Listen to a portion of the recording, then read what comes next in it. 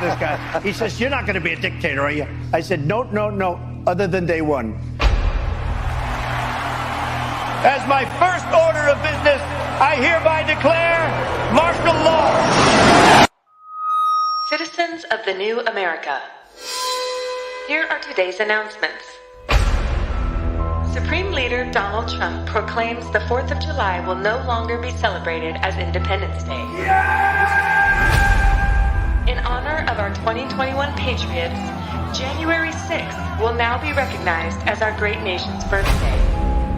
All citizens are required to participate in quadrant festivities. Failure to do so will be met with harsh punishment and immediate incarceration in your local detention camp. I'm tired of this separation of church and state junk. Effective immediately, all children are now considered spiritual soldiers of MAGA. Regardless of rape, incest, or health of the woman, abortion is now illegal. Anyone caught providing or receiving an abortion will be charged with murder. Do you believe in punishment for abortion? There has to be some form of punishment. For the woman? Yeah, there has to be some form. Due to previous liberal indoctrination, all schools are hereby closed. All citizens must participate in their quadrant's book elimination celebration festivities. Failure to do so will be met with harsh punishment and immediate incarceration in your local detention camp. Oh man, I get chills every time that video plays. If you guys haven't seen that, that's from 11 Films on YouTube. That's actually only half of it. If you have time to hop over to them and take a look at the whole thing, it is frightening. But I think it paints a very accurate picture of what it could be like in America if Donald Trump were to be reelected. Welcome back to the show. We are your hosts. I'm Jeremy Baker. With me, of course, is Mike Falino. What's going on, Mike? Not too much. Not too much. How are you today? I'm good, man. I'm actually really excited. You know me, when we have shows like this, I'm like a kid at Christmas. Well, it's funny. I'm not excited for the subject matter. I'm excited for our guest and their opinion on the subject matter. Exactly. But I don't know if this is going to be a fun one or a depressing one. Our shows kind of go like this sometimes. Well, I try to add a little bit of a little humor element a little to levity. it. A little levity to some, you know how we are. We can't stop without making fun of somebody. And just so many opportunities out there right now.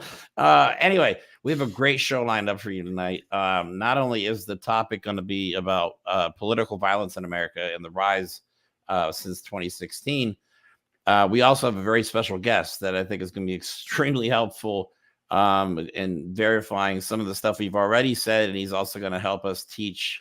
Well, he's going to teach us and hopefully teach a lot of people about some of the stuff that's actually going on, some of the domestic terrorism, some of the stochastic terrorism, and outright violence from, I mean, let's be honest, mostly from the right. So Third Reich. We have tonight with us as West Point grad, go over his resume. Like I told him before the show, I'm going to take him off and mute him so he can't argue with me. West Point graduate, U.S. Army Ranger, did 4 tours in 2 different wars. Was the spokesman for General Petraeus. A lot of us have heard that name. I'm sure it's a pretty famous name. Retired after 22 years as a lieutenant colonel, I believe. I didn't verify that before the show. I probably should have been doing all this from memory from the last time we talked. But he's also a Black Hawk and Scout pilot during the wars, which is absolutely insane. So I am really happy to have on the show with us Fred Wellman from the Meidas Touch Network. What's going on, Fred? Hey, what's going on, man? That guy sounds really cool. Nobody ever you just make that shit up and nobody says anything. You could. I know these days, you can just pretty much say whatever you want. Everyone's like, okay, whatever. You can just AI some footage; it'll be fine. It went back in time. It's all good. So let me. All right, so let's get to. I know about you. Mike doesn't maybe know as much as I do. But after you did your military service, what kind of got you on the path to where you're at now? You think, like, what got you involved with politics? When drinking. No. What else will get you into politics? No, Bad it choices. was a circuitous route to politics. I actually, when I got out twice. I quit the army twice. No, it didn't take the first time. I quit at 13 years actually, and got a job as a project manager in Atlanta, and then foolishly got recruited into the reserves on my way out. So when 9/11 hit, I got mobilized on 9/11, and went back in and did another 8-9 years, and so I retired, and then I retired in 2010 after I came back from my third Iraq tour, which is my fourth combat tour, and my then wife was like, "Yeah, we're done with that." I'm like, "Yeah, that's enough of that." And then, so I actually went into public relations. I've been a pilot most of my career. During OIF 1 in 2003, it's a long story, but I during that brief hiatus as a civilian, I ran for mayor of my small town. I dropped out to get back in the army, so it's a little bit of a news thing, and so I ended up on the news quite a bit, and Atlanta journalists and CNN was following me in Iraq. So when General Petraeus figured out I could do TV interviews, just sent them my way. So eventually I became when we came back from Iraq, he said, hey, why don't you become a spokesman or a public affairs officer? I'm like, oh, that's a usable job skill. Because believe it or not, flying helicopters is not a usable job skill. Anyway, so that's how I became a spokesman. So I did that the latter part of my career, I retired from the Pentagon. And so I went into that world. I got a job briefly with a small company in Atlanta or no, DC. It wasn't a good fit. So I started my own firm, and my agency was called Scout Comms, and we focused on veterans issues. And I did that for almost 10 years.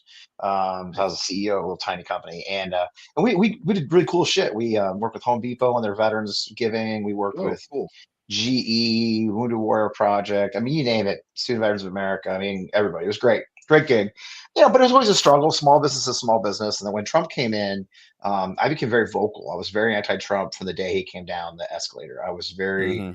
I found him just a reprehensible person. When he said the stuff about McCain not being a hero because he was captured, I just that's who he is. He hates the military, he hates the veterans, and so the more I became vocal about that, the more it became problematic when he got elected.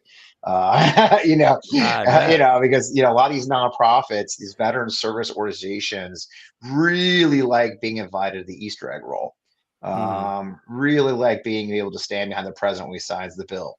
And so it became, and then Trump kept score. Like I was invited to one event at the White House by accident when they first took office, and I never got invited back again. Because they check your social media, which is fine because it was a clusterfuck. Can I cuss? Oh yeah, you're good. We should. Oh, sorry. You took a risk when you invited me. I do attempt to hold back, but it typically doesn't happen. So go ahead. Yeah, I don't do it. So long story short, I did that for 10 years. And then when COVID hit, it was sort of COVID was the perfect time. I was worn out. We were very over the ledge with nonprofit clients. So when they all, when the COVID hit, everybody fires their PR firm first. I kind of found myself staying at home. You know how that goes. So the funny thing two funny things happened in a row. One, I got invited by a friend to run a COVID field hospital in New York. Oh wow! There were a group of veterans led by a recently retired colonel at the time, Missy, and then a friend of mine who's a nurse were invited to come to New York and set up a field hospital working for New York Presbyterian Hospital, which is one of the hospitals in New York, and in the Columbia Baker Field House. They're bubble, those bubbles, they blow up. And it was kind of funny, and she called me, my friend called me, the nurse, on her way she was living in Canada, driving to New York, and she's like, I got a weird thing. She's like, we're setting up a hospital, it's all you veterans, special operations veterans, by the way, so it's Navy SEALs, special forces medics. It's really cool. But we kind of screwed up because we didn't get any admin people. She's like, it's like, because we forgot we got to run the hospital. I'm like, that's key. And so I said, what are you looking for? And she kind of went through the whole thing, and I was like, oh, that's interesting, because she wanted me to check my New York network. And I remember I called my then girlfriend, well, still girlfriend. I called my girlfriend and said, they need a guy who does this, and she's like, yeah, that's you, dude. I'm like, oh, that is me. And I called her back and I said, hey, what about me? Like, would you guys take me? She's like, oh yeah. So literally a day later, I drove to New York from Virginia and arrived to take over as a chief of staff of a hospital. Have I ever run a hospital? No, I have not. Never run a hospital. Oh wow! As it turns out, how hard can it be, right? I mean, it actually turns out it's actually pretty hard. But that was very intense 6 weeks. but it was very cathartic for me because I realized there was more I could do with my life than what I'd been doing at that point. And I got a call from an old friend of mine, a mentor of mine named Steve Schmidt. I had met Steve when I was in Iraq in 2005 when he was working for Vice President Cheney. We did some business together when I had my firm because he was working in a company called Edelman. He dragged me into a couple of contracts, just kind of a mentor.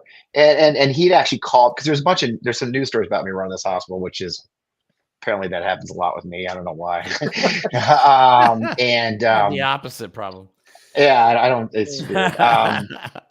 Whatever. I tweet a lot. Anyway, so long story short, Schmidt's like, hey, I told I came back and I shut my company down. Basically, I said, all right, I'm gonna start anew. I'm gonna do something fresh. And Schmidt's like, yeah, come work for us at the Lincoln Project. And if you know the history of the Lincoln Project, which was of course a group of never Trump Republicans who formed a pact to take on Trump. And we had 4 pillars of the Lincoln Project. We had communities we were targeting. The idea being peeling off Republicans that had voted for Trump in 2016. And so we were targeting women, we were targeting evangelicals and Latinas and veterans and military families. And so they wanted me to run that veteran and military family pillar, which I was like, yeah, sign me up. So I ended up doing a lot of really interesting stuff. Everything from, we put anti-Trump ads on Stars and Stripes, which no one had ever done before, targeting the POTUS, in the official newspaper of the military, which is legal. We ran, we did an ad. I wrote ads with Sully Sullenberger and the Vindmans and Mark Hamill, and we ran huge community groups over the country. Yeah, it was really cool. So that's how I got into politics. I just kind of fell back. I literally fell backwards into it.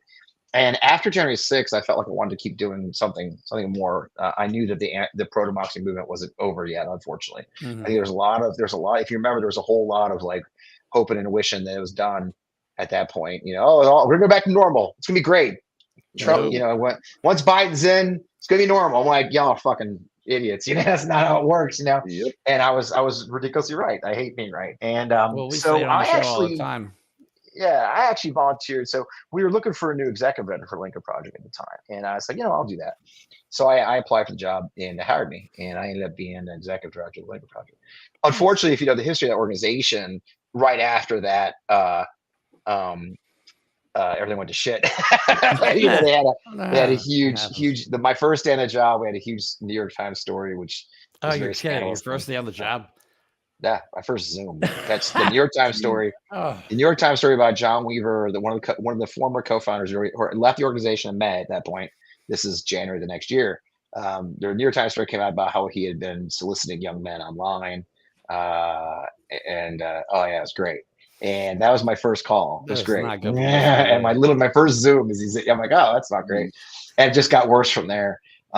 Anyway, so I ended up being a crisis manager for 9 months. Legal investigations, financial investigations, lawyers, it was great. So I did that for 9 months. And at that point I was ready to jump off a building. Yeah. And my girlfriend talked me to move back here to St. Louis, because again, she was like worried about me. The whole people targeting my house online and stuff, that was great. Yeah. Pictures of your house, pictures of your house online. It was great. So is that really? So yeah. So I moved to St. Louis. I moved anonymously to St. Louis, and so I left Lincoln Project after all that was settled. I ran a couple campaigns. Well, I worked on campaigns. Marcus Flowers on Georgia against Marjorie Taylor Greene, and Senate campaign in Louisiana, and then I had my show.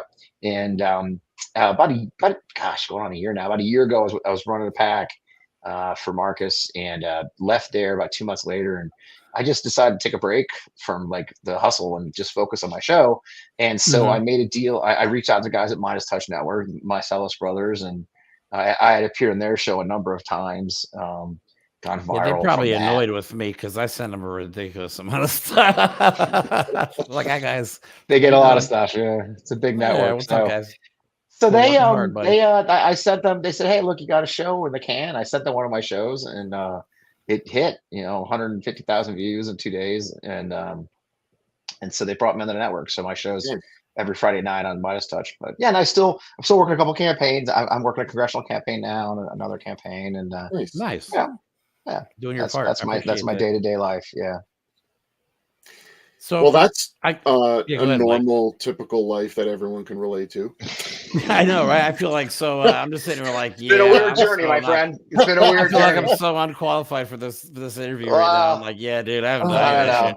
It's funny Honestly, because I'll I'm be like, honest well, with this you. is my life. It's funny. I Yep. asked my girlfriend. My girlfriend's like a foot taller than I am, and pretty, and young, and I'm like a short king. I'm like in this stubby little fucking fire plug, and I'm always saying to her, I'm like, why are you with me? I'm old, got gray hair. She's like, you're just so damn interesting. I'm like, You know Ah. what? That's I'll take that. That's worth it. I will take So you're that. saying Yeah, this hope for me? Yeah, good. Yeah, that is the yeah. best compliment the guy could So, ever yeah, you're actually just so receive. damn interesting. I'm like, well, it's okay. That's cool. It's kind of Yeah, funny that because works. she didn't know what she was getting into, and I remember I was up in New York and running the hospital. We'd only been dating a couple 3 months, long distance, and when I used to come, I worked the hospital 18 hours. It was long days. I mean, 18, 19 hours. I mean, it was crazy. And I get back to my hotel room, and we didn't, it was during the COVID, so we went straight back to our rooms. And one of my supporters, one of my fans, on God bless, I had the best fans.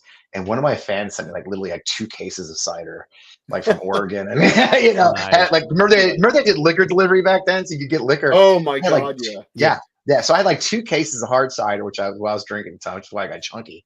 It's another story. But anyway, and so I'd go back to my room, I'd order takeout, and I'd sit in my room and drink and talk to my girlfriend. Yep. And anyway, so Schmidt called me. He called me, video called me one night when I got back from work, and we talked for an hour and a half. And I've known Steve Schmidt for at that point 10, 15 years. Yeah, I mean, 15 years. And he's a good friend. He's a good guy. He's got his quirks. We'll leave that to that. And anyway, the funny thing is, so I get off, and the girl was like, "Oh man, where you been?" I was talking to one of my friends, my mentor. She said, Steve Schmidt. She goes, "Okay, Steve Schmidt?" Like, yeah, you didn't know that. So it's just that was weird. She's trying to figure out I have a really weird life, but yeah, it's been a wild ride, man.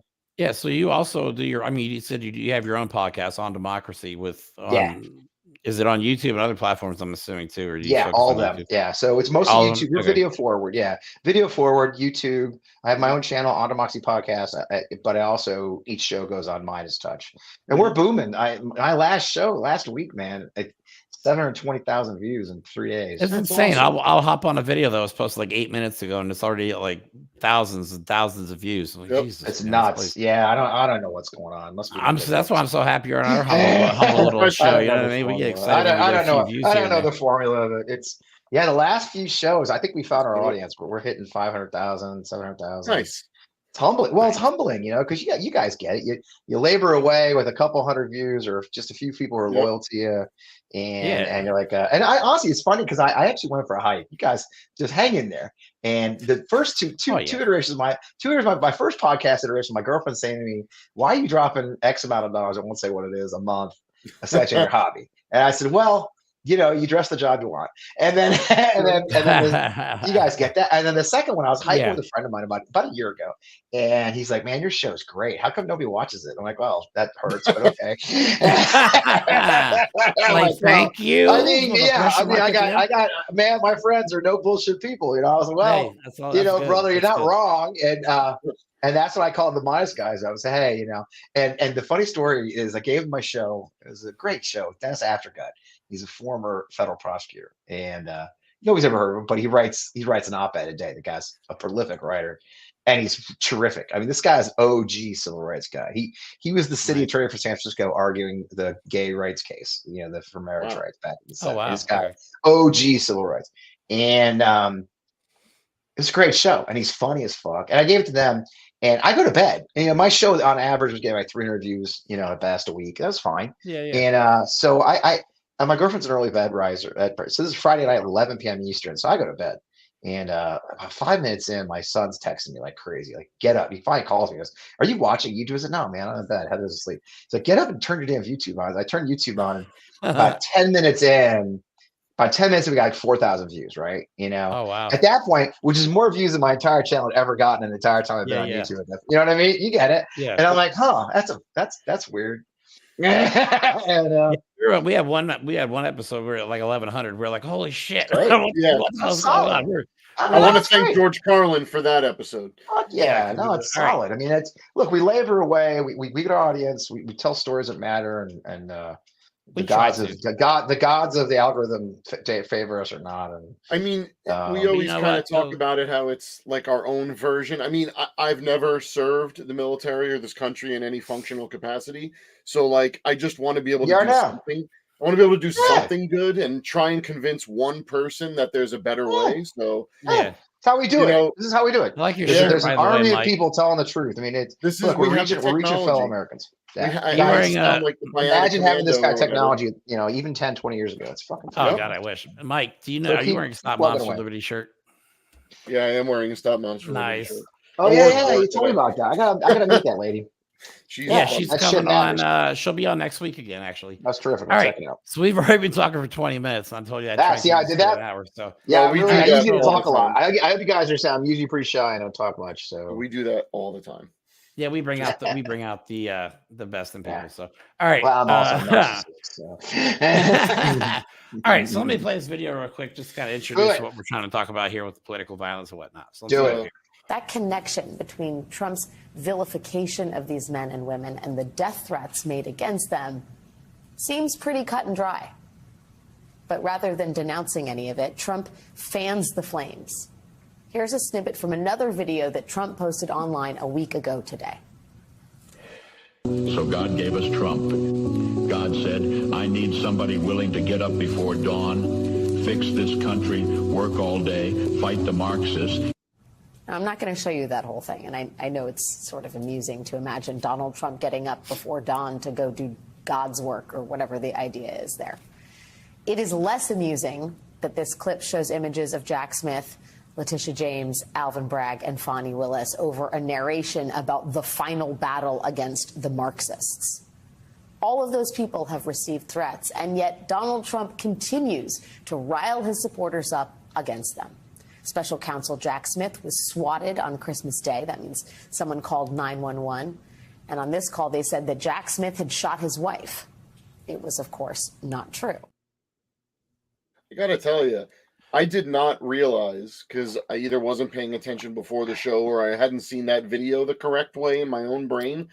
I didn't even realize that the whole thing was who was in the background.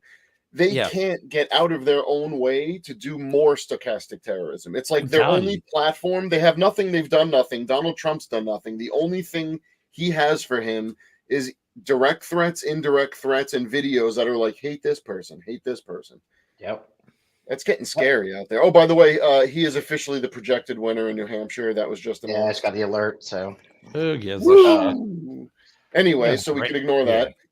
Inevitable. But I mean, it's getting kind of scary out there. Those videos, the fanaticism, the hyping to a messianic level is, I mean, cult-like is not even the worst thing I could say.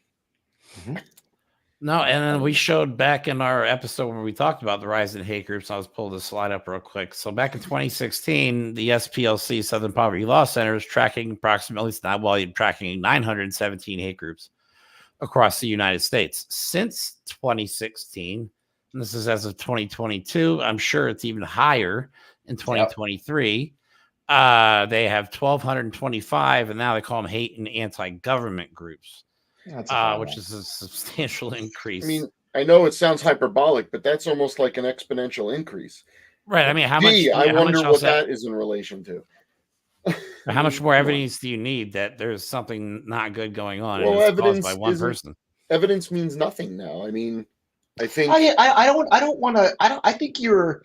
I wouldn't lay it completely at his feet. I would argue because look, I'm old. I'm older than you guys, so I remember back when the Waco, the Waco attack. Don't forget, guys, it was an Army soldier that blew up the Oklahoma City Federal Building, the Mora Building. Okay, so this level of right wing terrorism has been around. When I'm old enough to remember, I was a young cat in the Army at the 101st Airborne, you guys, in 1994. Okay, when my first wife was still alive. I was a commander in 1993, 1994, and we had to check our white soldiers. Well, had to check every soldier for white supremacist tattoos. Oh yeah, they were doing the spider webs around their elbows and stuff. So we had to actually look at my soldiers' bodies for white supremacist militia tattoo. So I would argue that while Trump has accelerated it, it's the classic look. What Trump is a master of is branding Donald fucking Trump, right? Yep. And what he does really well is he takes what's happening and jumps onto it. In PR, we call it newsjacking, right? Yeah. And that's where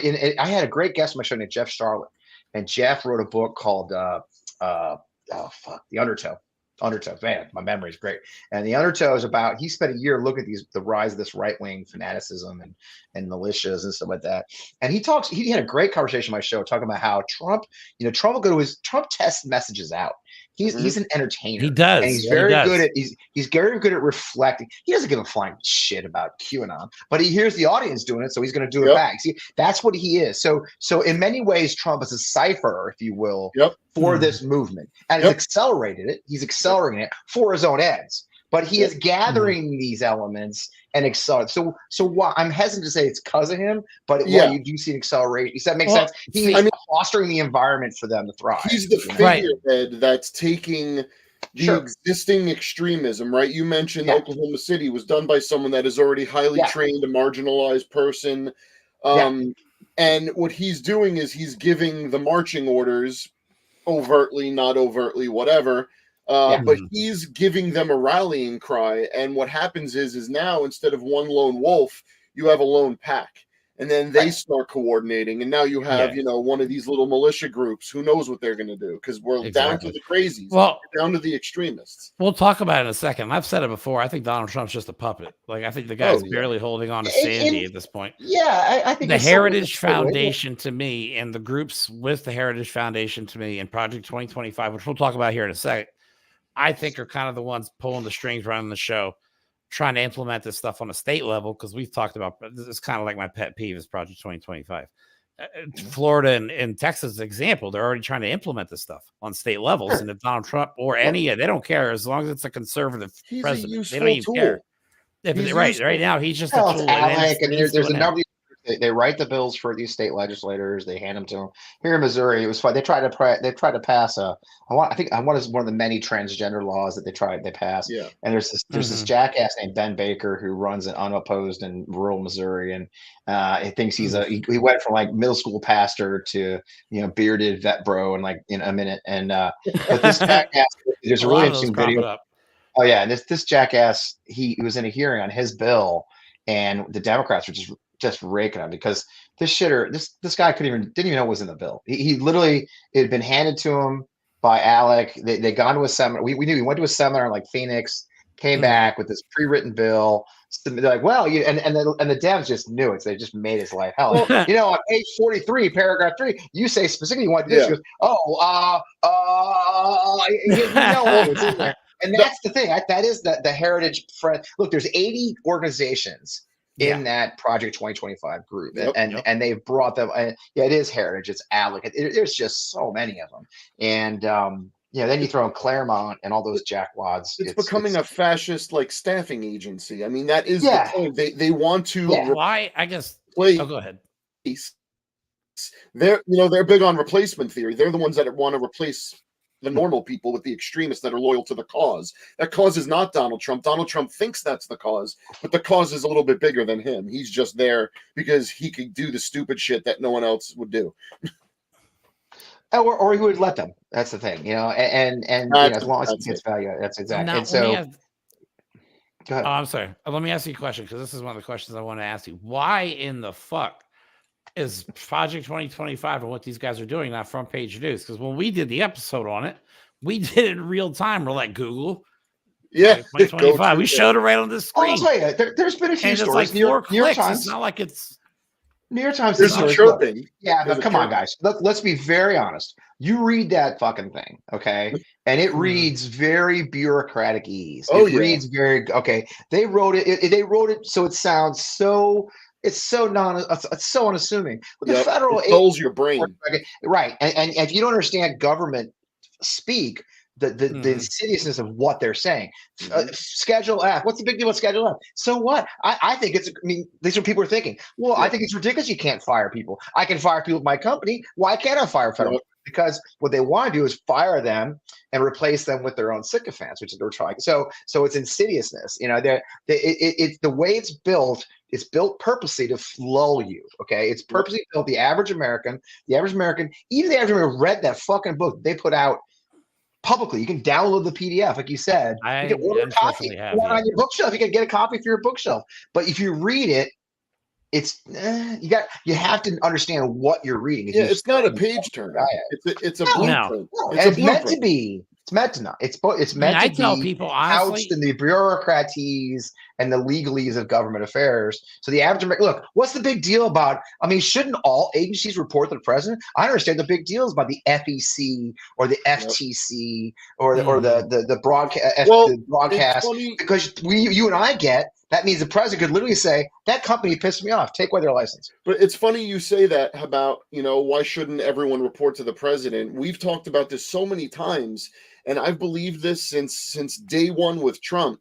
You listen to Donald Trump talk about what he says Obama did as a dictator or what Joe Biden's doing. We know none of it's true, but there are people in this country that believe the president runs the country, makes every decision, and actually can act like a dictator already in many ways. So Donald Trump is not someone known for his mental acumen. He believes when he says that the president can do things. He believes what he says Obama did. So, to your point, people think very easily, the president runs the country. Why shouldn't everyone answer to him? That's the whole opposite of how this country was founded. I mean, come on now. Donald Trump aced his fake cognitive exams. Great. Potato, broccoli, and this, I'm going off topic here. Now he's bragging about the weight he's lost. I'm like, dude, you're either wearing Spanx. It's Ozempic. Or like something to hold that Ozempic. It's this is what I don't get about the right. Dementia causes weight loss too. Dementia causes weight loss too. I don't understand. This is what I understand about the right. The right has chosen a man who spends like $70,000 a year on his hair, wears makeup all day long, pulls his gut, and I mean the guy's basically that's literally drag. That's drag. You know what I'm saying? This is like the weird. He wears more makeup than drag queens I've ever seen. He is the worst drag artist there has ever been. Right. All right. So I'm going to go on the next video. Let me play the Lincoln Project one that they made to. I mean, he kind of did tee himself up for this one. Well, God made Trump. Get out of here, man. I can't stand that shit. I mean, this is how here. I'll show this slide now before I show the video. This is how weird stuff is online now. This is an actual post that I got on. I love so the one in the middle gets me every time. I'm sorry. They couldn't find a real picture of Donald Trump praying in his shirt, so they made a fake one. But unfortunately, his right hand has 6 fingers. And then, like, if you go online, there's all these buff pictures, like him on Rocky body. And the one on the right, like it's so like homoerotic. The whole alpha male, in my mind, the alpha male concept is in itself a male. But they're the ones making this stuff. They're the ones. It's not women at home. Women are not making I'm going to make a hot picture of Trump. No, these are men. Yeah. These supposed alpha males making these. It wouldn't surprise we had a state senator here in Missouri named Nick Schroer, who, Mr. Alpha, same thing, as the alpha beard and shit. And when Trump got his first indictment, he put out this like meme he made of Trump like in prison tattoos and stuff. Oh, like, yeah. Bro, man, you should go to bed with your wife. I don't know what's going on at night in your house. There is no doubt in my mind that in several garages around this country, there are pin-up calendars of sexy buff Donald Trump with dudes drinking whatever beer they're allowed to drink that Kid Rock allows them, and they're just like, yeah man, alpha. Dude, we have pictures of people where they have their whole truck, their jacked up trucks wrapped. The one guy had the whole side of his car. Those are like thousands of dollars of custom. Oh yeah, those things are not. And it was Donald Trump with Rambo's body. I was like, I know, it's just bizarre. I know. All right, so let me play this video from the Lincoln Project. This is God made a dictator, so let's do this. And on the 8th day, God looked down on his planned paradise and said, I need a man to test the will and goodness of a free people. So God made a dictator. God said, I need a man who failed in everything but theft and broken promises to live in a golden palace and convince the poor he serves their needs. So God made a dictator. God said, I need a wicked man to lead the common folk with hatred and fear. So God made a dictator. God said, I need a corrupt man who is above the law and immune from justice. So God made a dictator. God said, I need a man who will use violence to seize power. So God made a dictator. God said, I need a man whose followers will call black white, call evil good, and call criminals hostages. So God made a dictator. God said, I need his political party to obey without question, and the press fear his wrath. So God made a dictator. God said, I need a cruel man who uses his power and position to punish and harm his opposition. So God made a dictator. God said, I need a man who breaks the faith of even his most godly followers and leads them to idolatry. Place him above me. So God made a dictator. And then God said, I sent this man to test you, and until you cast him down, you have failed. So God made a dictator.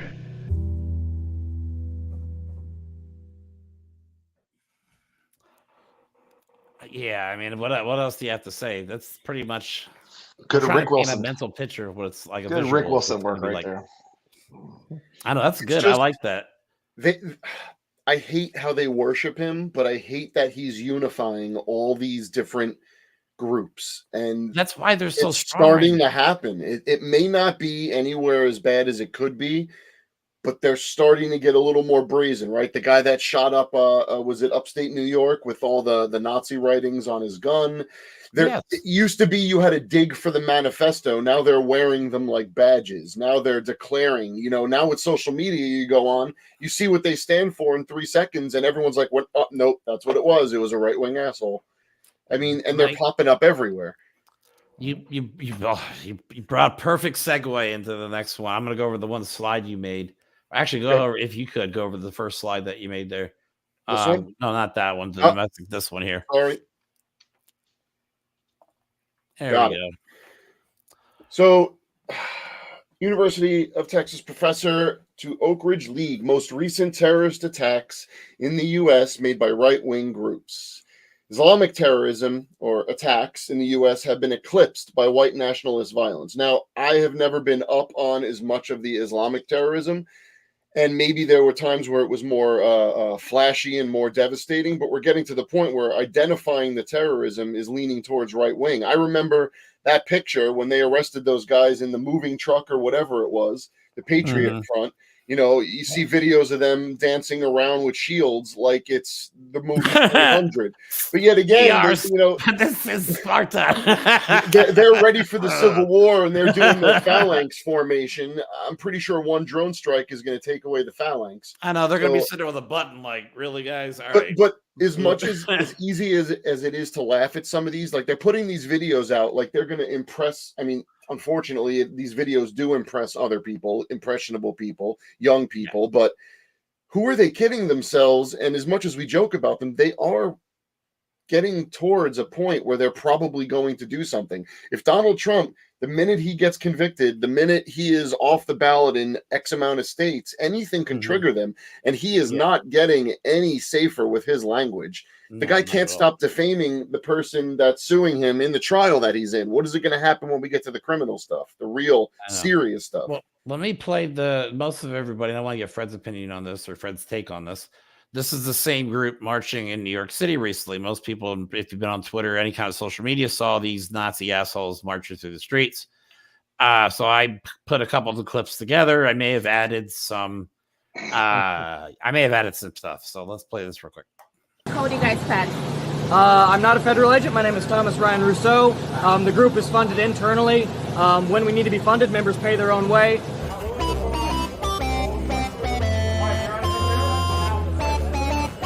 The federal government doesn't like us. The FBI doesn't like us. If we were run by the feds, then we would be committing violence. We'd be setting up acts of terrorism, which is what the FBI does.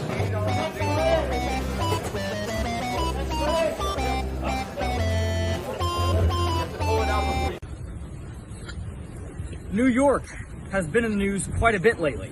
Around 300 communists tried to shut down all the bridges around Manhattan this month to advocate for Palestine along the continued communist goals of turning this country into a collage of brown-black slums.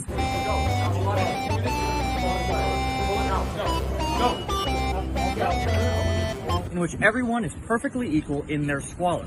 And it was also revealed that a bunch of Jews were literally undermining our country with a network of tunnels under Brooklyn. I don't know what exactly they were doing under there.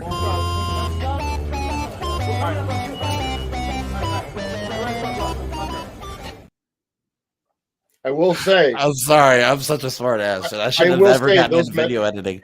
Those Metro cards never work. Never work. They did not know that before they got there, obviously, but they look like idiots. I'm sorry. That video was so overproduced for what it actually was and what it was trying to do. That was a puff piece for himself to watch at home without pants on. Like, what was that jacket? And then immediately, and I sent this to Fred like right after it happened. Immediately, this is what Donald Trump Jr. and this other guy named Gunther Eagleman trying to start another Fedsurrection, or just trying to get people to think it was somehow real. Yeah, of course it is. And and the new conspiracies that Joe Biden is really Lee Harvey Oswald. But if you look at the bottom, look how many retweets, how many messages, likes, and it's been seen like 830,000 times. That's the echo chamber that we always hear about. Yep, I mean, they got their following, but and again, it is a very loud minority in my opinion. Though. Yep. So, but they're the people that like. It's almost weird. They're getting like this secondary network of not leaders, but like they're trying to create a personality network, almost in a like they do with influencers. Like they're trying to be like, oh, I'm the guy that does this. I'm the guy that's in the muck. I'm going to be the reporter. I'm going to speak the truth. But you're backed by a bunch of goofballs that are suddenly able to wear masks for more than 30 seconds. I'm not afraid of that guy because he's the first guy that'll run and hide when someone dumber than him with more guns decides to do something stupid. But I am afraid of what someone like him can inspire other people to do. And that's where the big problem comes in, because people are getting inspired to do terrible things. And I really only think it's going to get worse. I mean, right here's a map of right-wing attacks and plots in the U.S. between 2014 and 2020. Personally, any dot on there is too many for me, but it's not like this isn't happening. It's happening in a pretty homogenous way across the country. You can't just say it's only in red states. I mean, I got to tell you, the East Coast isn't looking that good. The quote unquote bastion of liberalism, it's not what it used to be. I live on Long Island. We have all Republican representatives. I live in MAGA country. I know that I am surrounded by people in pickup trucks that have Second Amendment stickers on their window. Like, I used to think I lived in a place that I didn't have to worry about right-wing violence, but I don't know that anywhere in this country is safe anymore from what could happen. Actually, I have a question for you, Fred, if you don't mind. This is one of the ones I actually had ready for you. Seeing as how you were actually in two actual wars, do you think the idea of MAGA starting a civil war is as ridiculous as it sounds, or is this something we should take seriously? Well, what would a civil war look like in the 21st century? First of all, is the question you have to ask. Is it's not going to be 1865 or 1860. Right. It won't be states seceding, no matter how much they have a jerk off fantasy about that happening. It's not going to be a stand up fight. It's going to be a civil war like we saw in Iraq or Afghanistan, which was it's going to be small cells of violence. And we know from our experience in Iraq, my second war, 3 tours, is it just takes a few motivated people to cause a ruckus and cause a lot of death and suffering. So yeah, it will not be so as much as these guys have these weird fucking fantasies of this big, states on states kind of thing and divorce, national divorce of that idiot Marjorie Taylor Greene. Yep. No, it's going to be much more. It's going to be it's going to be jackasses like this who decide they're going to try and do things, which they've been trying to do. I mean, look, all those dots you showed, every one of those guys thinks he's going to start the final race war or some weird fucking incel. Some weird incel fantasy how them shooting at cops gonna start a race war or some bullshit. It's they're being fed this diet of bullshit. So I'm of mixed feelings. Okay, having been in a war and somehow never got blown up. It can be very dangerous. Obviously, any death, or any violence, or any is a lot. They can do terrible things. If you know how the Handmaid's Tale started as them, assassinating Congress. Okay, so a very small group of motivated people can cause a lot of ruckus. Will the United States government fall because of it, or will state? And I'm not convinced that's the case. Will they win? No, they're going to die because they're gonna die badly. when they look, you have to understand when it escalates to a point where there's a threat of sustained violence. The power of the United States government, the federal government, its ability to surveil, its ability to vaporize people, its ability. They talk a good game because they've only dealt with a few FBI agents or a SWAT team from Homeland Security. They've never dealt with a posse comitatus or an insurrection act repurposing of Delta. Okay, you know what I'm saying? So, so it's I ask. worry about things like I'm in a movie called War Game that premiered at Sundance today. It's a documentary. A year ago, the Vet Voice Foundation held a war game in Washington, D.C., simulating a second January 6th insurrection. But this time, part of the scenario is that U.S. troops actually switch sides, that National Guardsmen actually switch sides, that I can't give away the plot, that just leave to say military people participate. I played the bad guy. I played Steve Bannon, and essentially a Steve Bannon-like character, and I just fucked with him. Now, you'll see in the movie where at one point they're doing something. I said there was violence, so I just started flooding the social media with fake videos of violence and bodies in the streets and bloody blood. And I posted a bunch of pictures of blood on the Capitol steps, which is from a movie. And if you watch the film, the next scene is the situation with the White House absolutely in meltdown mode because like we don't know if this is real or not. And that was, I was trying to show them the power of social media for one, motivating the bad guys, and two, throwing this fog. I created a fog of war simply through a Twitter account. Essentially, I'm actually glad though that it was very educational. It's very educational. It's a great movie. Hopefully it gets picked up. We're hoping it's at Sundance today. Hopefully it'll sell and it'll is this Apple TV or something. I'm glad you confirmed what I know Jeremy and I have always said, that the minute these guys decide to pick up one of their 7,000 guns that they can't all shoot at once, it's really not going to be what they think it is. But you mentioned incels and you mentioned other stuff. Is this all wrapped together as some strange, quote, patriotic fantasy, but some sort of like rebellious, the South shall rise, like they're almost trying to give themselves meaning and make it seem like it's going to be this valiant, beautiful thing. But I think the first time one of them does something, like the first time a right-wing militia blows up something public and kills a lot of people and takes credit for it, like this is it, we're starting a civil war, I personally think all of their support is going to disappear and they're going to be exposed for the small little network of lunatics and assholes that they are, because the average person, if they see that in this country, are going to be like, shit, okay, you're right, this is dumb. They're going to get put down hard too. They're going to be made an example of once they get squashed. So after that, I got guns too. My favorite thing I get from these my favorite thing with these right-wing nut jobs, like, oh, you libtard, we got guns. Like, bro, I got guns. I'm the son of my dad taught me how to shoot when I was 7. I was in the Army I'm a U.S. Army Ranger, dude. It's like, oh, but you're a libtard. Yeah, who can shoot? So, but it's funny because the rhetoric against liberals and progressives and Democrats, whatever, that's meant to like make everyone think that the left is weak and afraid and whatever, but they believe it. So it's like, oh, it's great. It's really weird when I hear them say that, what are you going to do when I show up with your house? And I'm like, several of my, I don't have a gun, but several of my friends have guns. More people have guns than you think. They used to love to send us pictures of bullets. And I'd send a picture of my fucking 9mm with the set of bullets. Like, okay. I mean, it's like I got dogs. I got some too. I mean, if you think you're scared of me, you're gravely mistaken, my friend. It's really I got to use mine. I fired mine in combat. Have you fired yours in combat? I mean, the thing is, everybody's real brave until bullets start flying. Everybody's real brave until you see your friend. As Patton said in the famous fake speech, is it's when you put your hand in the goo that used to be your friend's face, you fucking figure things out. And while I haven't had that specific experience, I have seen death. I have smelled the burned bodies in tanks. I've rained death upon my enemy with my Apaches, and it's a very real fucking thing. And a lot of people like to talk tough until bodies start flying, and until you experience that, then I don't talk like. I mean, I've seen a lot of very tough talking people piss their pants, and so it's. Is what it is. So look, I do believe there's obviously I'm not dismissing in any way the threat. There's a real threat of violence, a real threat of domestically born terrorism. Even more so, it's dangerous because our own Republican Party refuses to acknowledge it.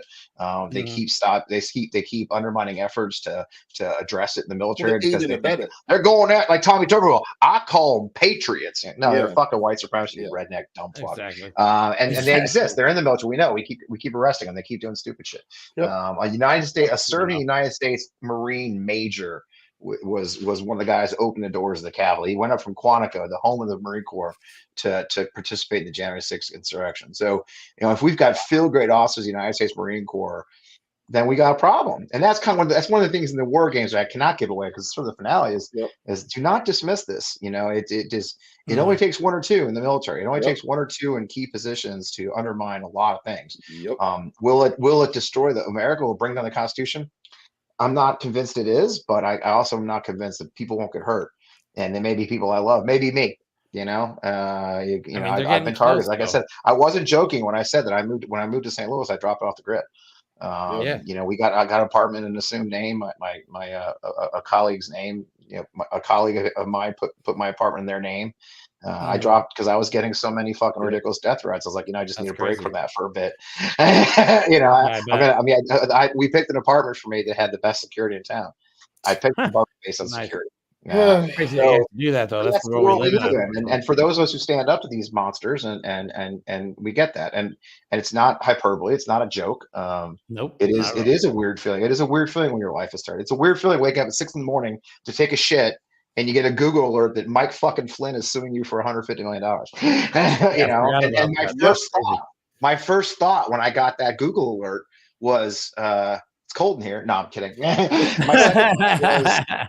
My second thought was, fuck, I'm on the list. And I knew I was on the list because I was the executive director of the Lincoln Project.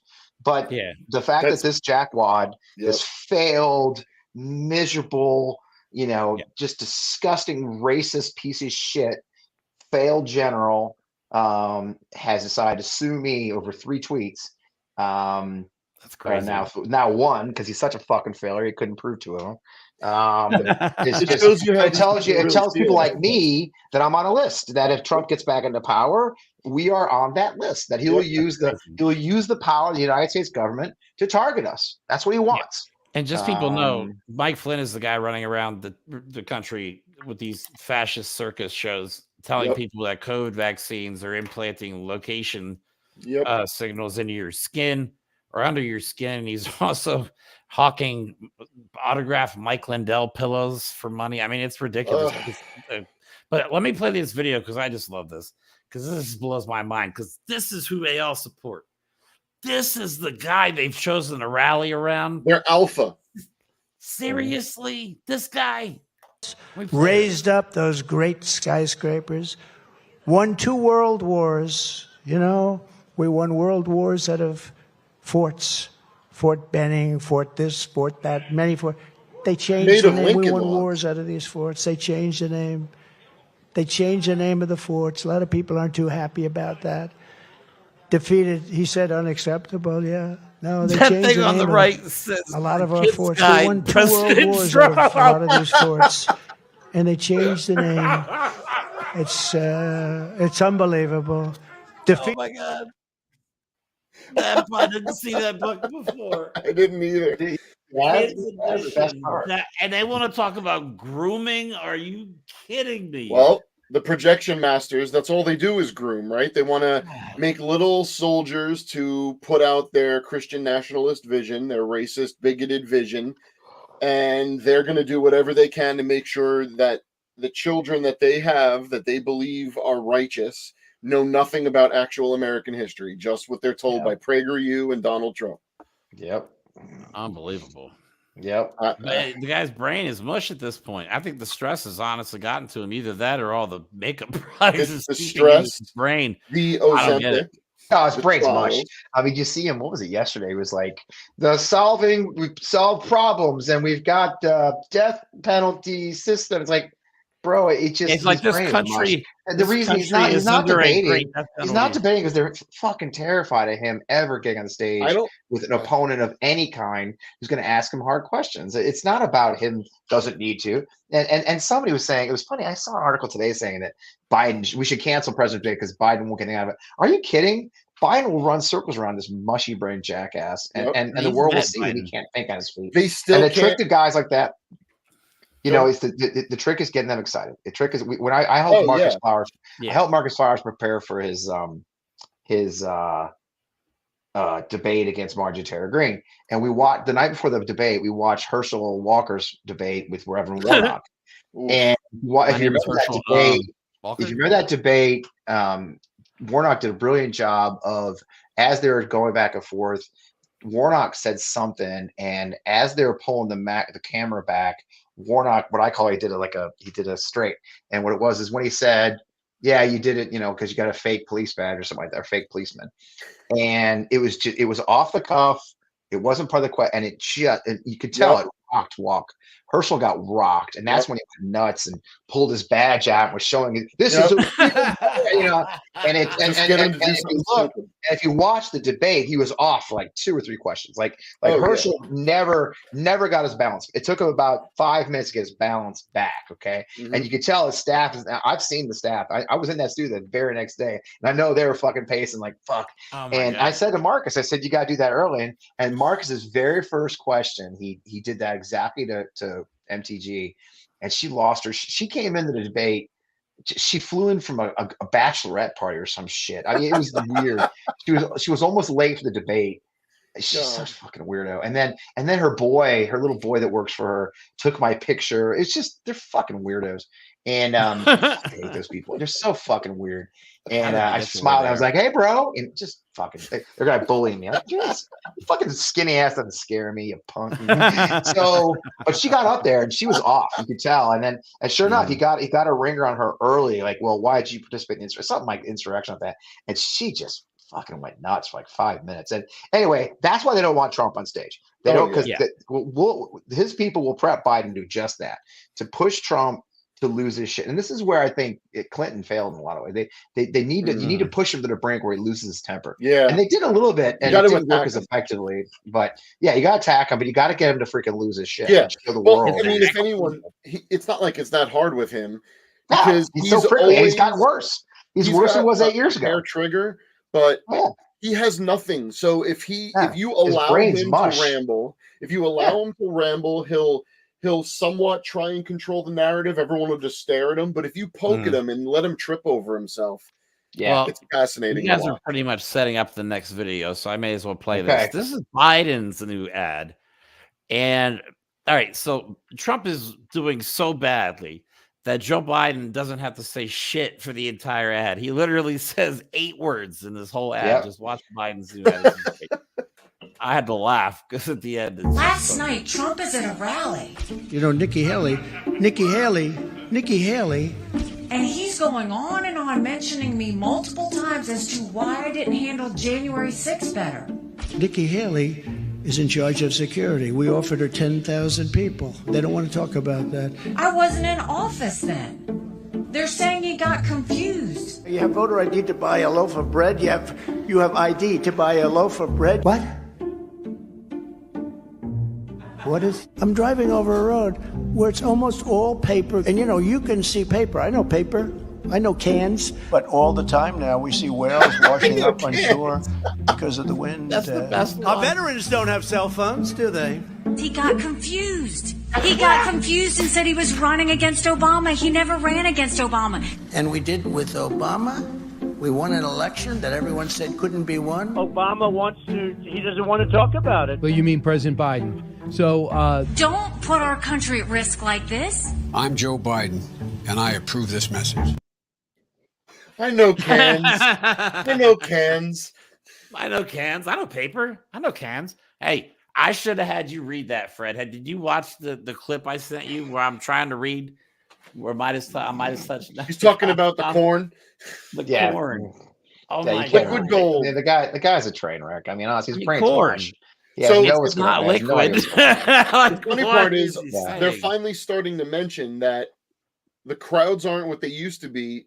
Not because not people are showing up, because they're booking smaller venues. There aren't many people. They cut it in half and still didn't fill it last night.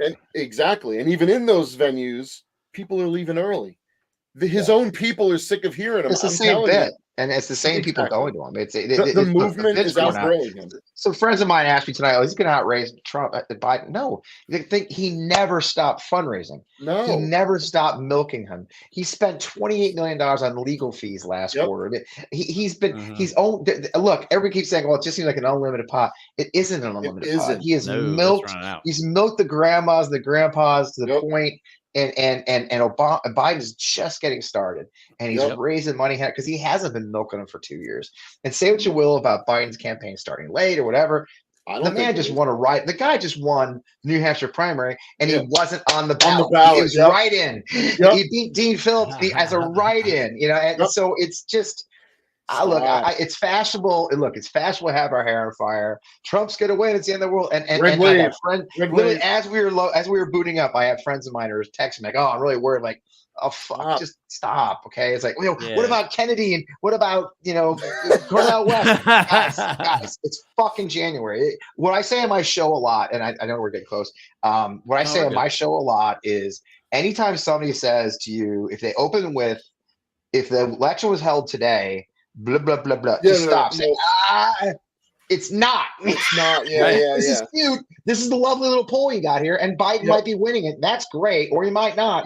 But in the end, it's January. It's fucking January. Okay, so calm your jets. Do the work. Okay, get the fucking work. Keep showing us by looking like an idiot. But it's January, folks. I mean, we've had 2 primaries. Okay. Calm the fuck down, okay? We got a long way. There's court cases. There's Biden. Biden just had a rally today in Virginia. One of my candidates was there, Northern Virginia. Talked about reproductive freedom, and he was sharp. Look at the video, man. Sharp. He's energized. He gets the crowd crowd's fired up. Kamala. I don't know what's going on with Kamala Harris. And look, a lot of people don't like Kamala because of her speaking style. I saw Kamala speak in St. Louis in the fall for the DNC fall meeting. She was terrific, eloquent. Her speaking style has gotten better. Whatever you want to say about that, I thought she was a terrific surrogate for him. Democrats especially I used to call me and Jamie. I interviewed Jamie Harrison from the DNC, and we were joking. He calls the DNC a no hand wringing zone because I said, bro, we were both laughing because we'd said the same thing. It's like, oh my god, the fucking Democrats are just, this is it, we're losing, and it's like, just fucking calm down, okay? Do the work, run the numbers, don't get cocky, and that's where Hillary. We got to be honest. Hillary failed because she fucking just, it's Donald Trump. I'm going to beat him. No victories are guaranteed, but do the work, spend the money, raise the money, shut him up, and just drive through Trump until he's dead, and beat him by 10 or 20 points. Is very strategic to me. Just wrap it up. Release everything right at the right time. They're not jumping in. They've got a reaction team now. They got a what he's doing. Hired a youth outreach director. She's getting to work. I know her. She's a terrific young woman. It's January. They already hired a youth outreach director. They're moving. So he's already spent this time, like you said, Trump doing unending, fundraising and grifting and bilking. And what has Biden been doing? Racking up victories, the Dow reaching this, the student loans, all these different things. So you mentioned something that I'm very interested in personally. You mentioned getting the youth out there. I personally believe Gen Z, even though every generation says, the next generation is going to be the one, I have never seen anything like Gen Z. They are taking the technology that they were born with and smacking all of us aside the face with it. They are going to run with it, and they are sick of fascism and bullshit. And I think they might be able to take the mantle if we give them the future. That's what this election's about. All right. We have to hang out. And because what they've gone through. I had a great show. I've had a couple shows now with a guy named John Delavolpe, who is the polling director at the Harvard Institute of Politics, and he's been doing an annual 2 polls a year of millennials first, now Gen Z, and it's a different generation. They've grown up wired differently than we were, right?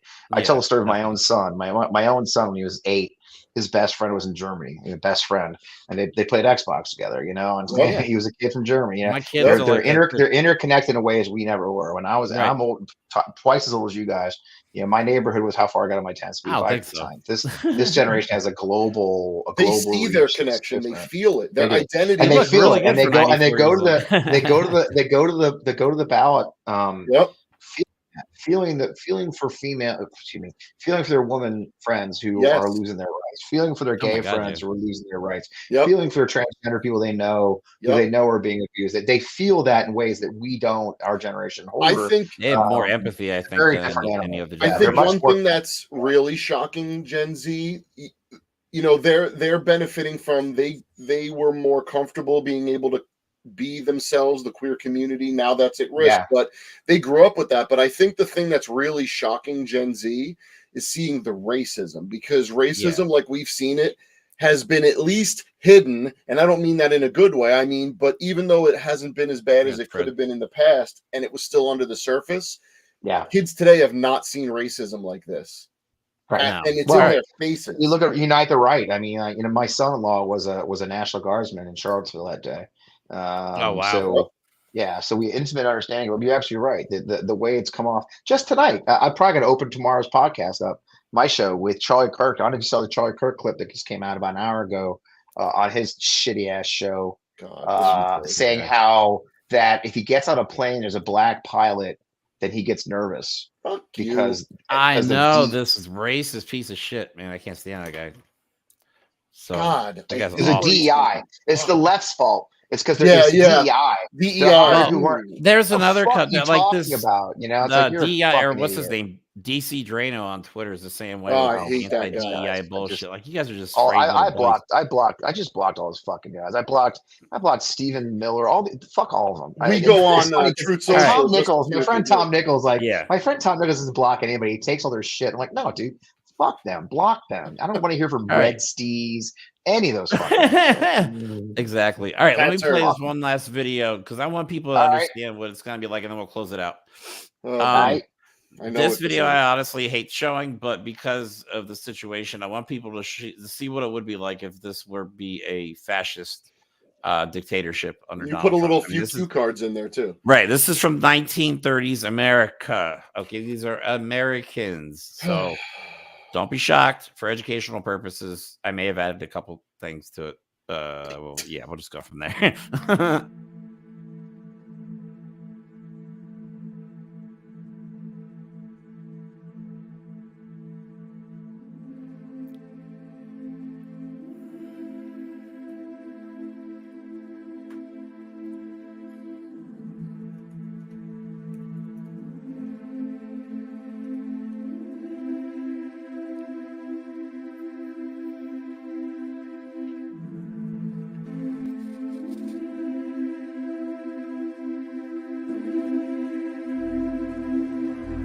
Ladies and gentlemen, fellow Americans, American patriots,